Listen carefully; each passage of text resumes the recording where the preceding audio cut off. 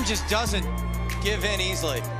Another win for the San Antonio Spurs. This one by 15 points, albeit over the Indiana Pacers. Last place in the standings, but the Spurs did not play with their food tonight. A wire-to-wire win. 3 players with at least 20. Starting with the rookie, Dylan Harper, making his first career start.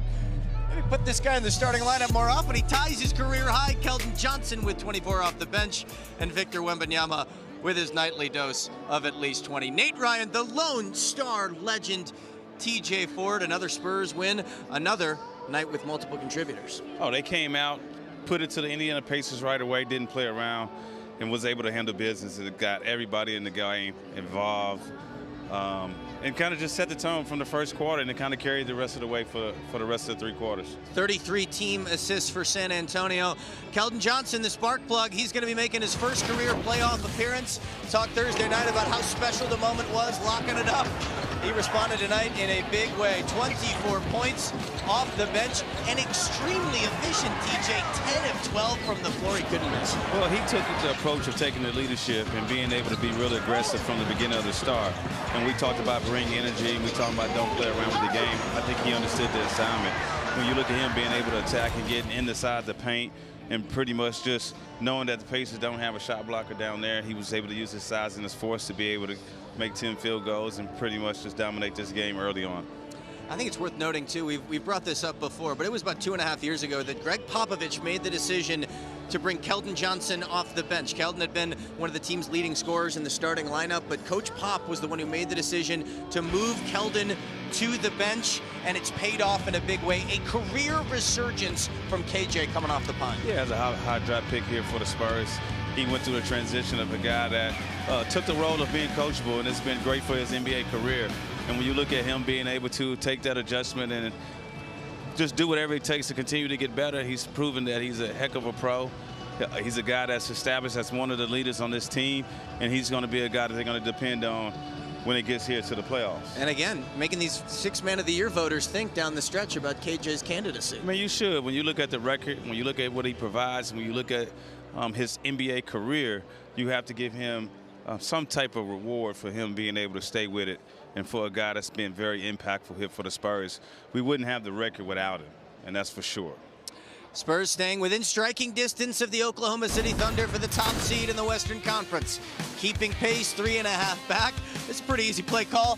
Throw it up to the big fella. Fox to Wembanyama. Big night for those two. More Spurs post-game live after this. Happy Spurs fans leaving the crib tonight. 15-point dub over the Indiana Pacers. Another Spurs win, just sizzling over their last 25 ball games. Pacers in last place in the Eastern Conference. TJ did point out to me, you were impressed, 38 assists from the Indiana Pacers if you look at it. Yeah, I mean, they play solid basketball. Obviously, they don't have most of their main guys, but to be able to have 38 assists on 44 field goals, that's very impressive. So that's a bright spot for them going into, their next game here with their coaching staff. For all you Pacers fans, I guess, in the San Antonio area, former Pacer himself, TJ Ford. TJ's having a heck of a night. Longhorns off to the Sweet 16.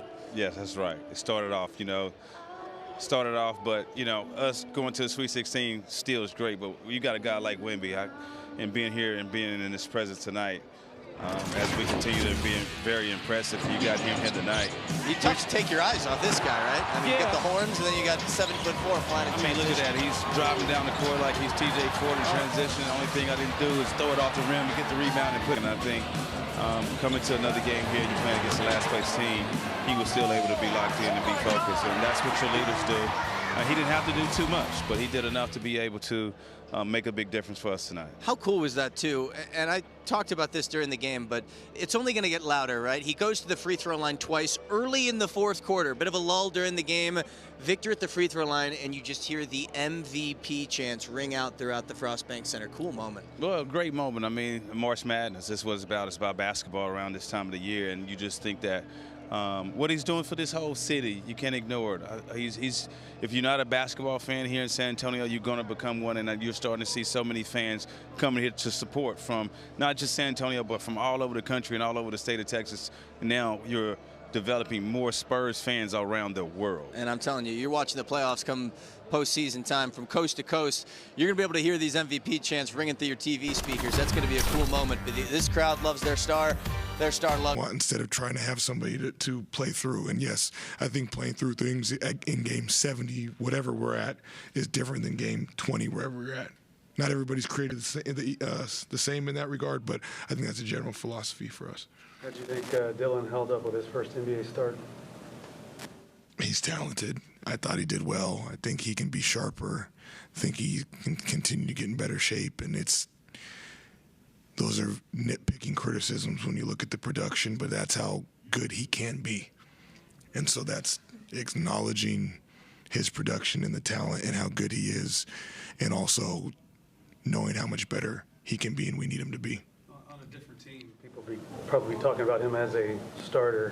What does that say to the depth of your team, and also how he's kind of handled that, because he could have gone somewhere where he's starting right now? I can't imagine for a 19, turning 20-year-old young man taking second in the draft, knowing a lot of the guys in that draft class of his, and just the different circumstances and scenarios that they're in, just in terms of volume of minutes and the basketball in their hands and opportunity to have production. Nate and TJ here with you courtside at the Frost Bank Center. TJ, 11 games left on the regular season slate. It's tough to be playing better than the Spurs are right now, but Mitch Johnson just talked about wanting to improve. Is there anything that you see that this team can improve upon headed into the postseason? Well, if you're trying to go into the postseason, you want to have aspirations to be a championship team. It's all about getting better. And I think when you look at championship teams and you're looking at NBA season, it's not a moment that your team cannot get better. So even though you got a good record, even though you're second in the West, it's still room for improvement, because you don't understand, it's different moments, different phases in the game that you still have to get better for. And you got to use these games to still prepare yourself as you're gearing up for the playoffs. Next up, a trip to South Beach. The Spurs going to be taking on the Miami Heat on Monday night. Obviously, Bam Adebayo of the Heat coming off the second highest scoring output performance in NBA history a couple weeks ago. There's Bam right there. Monday, 5:30 is when Spurs pregame live starts out. DJ, you and I want to head out there for that one as well. We won't say no to it. Do a trip to South Beach. I'm always down for that.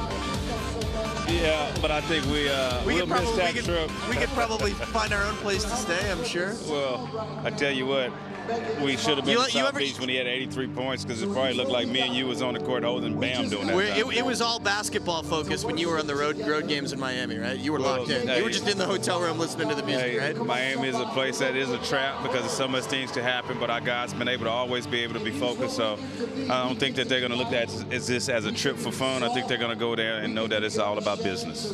Same for the folks in the truck, too. It's all business for everybody involved down there in Miami. The happiest man in the building tonight,